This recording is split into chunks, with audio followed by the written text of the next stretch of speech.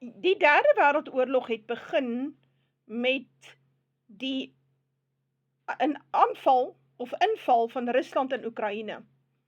En dit was hier in 28 Februarie, laat in Februarie 2022. En dit was alles as gevolg van die VSA met NAVO, met MI6 en die CIA, saam met die Mossad, die Jode sterkie betrokke, die Joodse staat, om 'n wettig verkose regering in Oekraïne omver te werp en 'n NAVO puppet government in te sit wat onmiddellik begin het om oorlog te maak teen sy eie Russiese burgers. Nou, dit was hulle stap nommer 1 na 'n derde wêreldoorlog toe. Nou ja, die volgende stap na 'n derde wêreldoorlog toe is om die konflik in die Midde-Ooste te verenig met die konflik in die Oekraïne. Daai konflik moet nou verenig word. Nou, Zelensky is 'n Jood. Ja, hy en ou Bibi is dikpelle. Nou ja, is eintlik Askenasem Jode, né?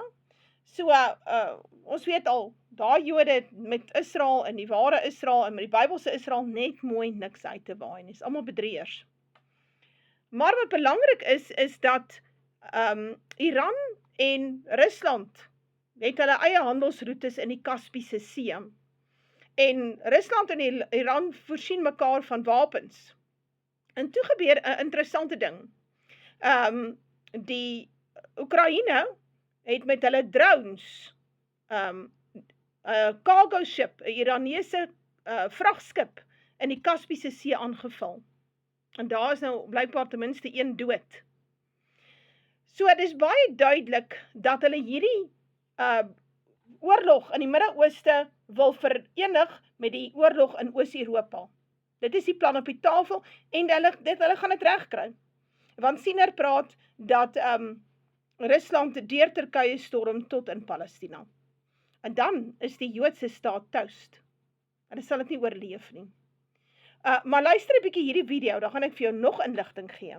Ukraine has attacked Iran, killing Iranians in a drone strike on a cargo ship. An Iranian cargo ship was transporting materials to Russia whenever a Ukrainian drone attack hit it, killing multiple Iranians. And now Iran says the Israelis requested Ukraine to start attacking Iran. Zelensky then responded and said the Iranian government does not have a right to exist. And then he dismissed Iran's claim of self-defense under the UN Charter, saying that Iran does not have the right to attack us. Which sounds very similar to what his buddy Netanyahu always says. I would like to point out that Iran possesses multiple ballistic missiles that are within range of Ukraine's capital city, Kiev. Hundreds of missiles, hundreds of drones could also target Ukraine in the southern half of the country. Zelensky and Netanyahu are both this week meeting Donald Trump at the White House. And now, as the Ukrainians have clearly begun drone striking Iranian civilian cargo ships, it is now becoming undeniable that Ukraine and Israel are working together. Make sure to comment your thoughts, follow me for the newest update.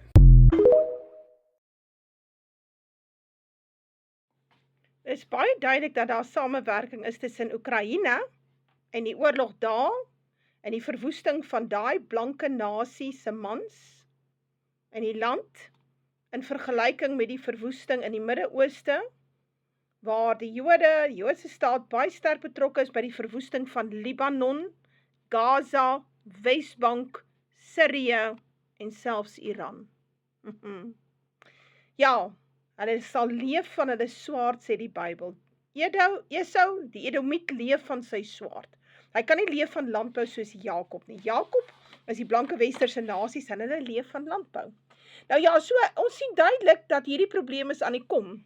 So die Russe het nou gewaarsku. Een van hulle Russiese luitenant-generale, Abdi Alaudinov, who claims the escalating Middle East conflict could ultimately threaten Israel's future as a state. Amen. Dit is so. En dan, dit was 'n artikel wat nou die dag was op YouTube, so jy kan gaan kyk daarna. So hierdie is baie belangrik. Die Russe voorsien dat die ding gaan uitbrei.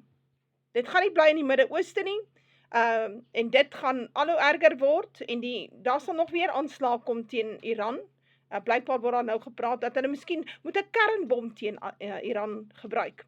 Nou Blikstem Dromer het 'n interessante visioen gehad onlangs. Hy sê, hy sien die Iranese military, en hy sien hulle met stikkende helikopters. So dit is 'n simbool van hulle weermag.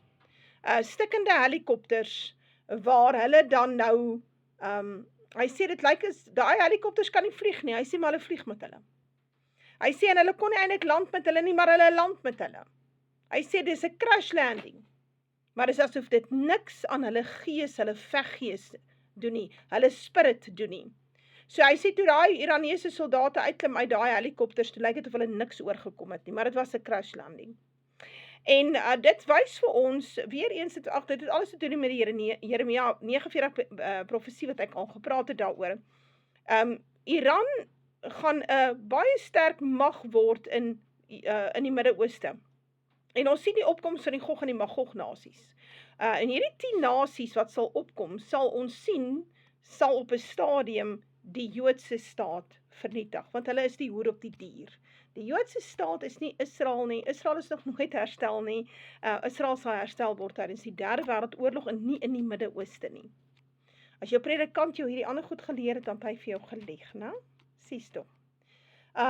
So ons gaan hierdie krisis sien. Hierdie probleme is aan die gang, die Derde Wêreldoorlog is hier, die tekorte en die voedseltekorte en die kunsmistekorte, dit sal kom. Daar word reeds openlik gepraat daarvan dat groot hongersnood is op pad. Openlik word dit gesê. En jy moet die FSA aan die Jode dankie sê daarvoor. Want dit is as gevolg van hulle, wat die straat van Hormuz gesluit is. Hier kom massiewe hongersnood, want ons is in Openbaring 6, soos wat ek en al die ander nou al vir jou mooi verduidelik het, ek en Gustav Miller het vir jou mooi verduidelik, as jy net sy video's gaan luister, hy doen dit 'n baie netjiese job daarvan, om vir jou te verduidelik, jy's eintlik in Openbaring 6, en nee, daar's nie nou 'n wegraping nie, en ook nie 'n wederkoms nie. Jy moet gereed maak nou vir die ergste, verskriklike hongersnood, en die implementasie van 'n B-system, dat jy nie sal kan koop sonder die merke nie. So, dink baie mooi daaroor, hier het die Russe nou mooi gewaarsku, en dit is 'n bedekte waarskuwing aan die Joodse staat, dat op 'n stadium gaan ons julle vasvat, want die FSA kan julle nie vasvat nie, en Brittanje gaan julle nie vasvat nie, en Europa gaan nie, so die tyd sal kom dat ons julle moet vasvat, en dit sal kom, en myns insiens kan dit nie gou genoeg kom nie.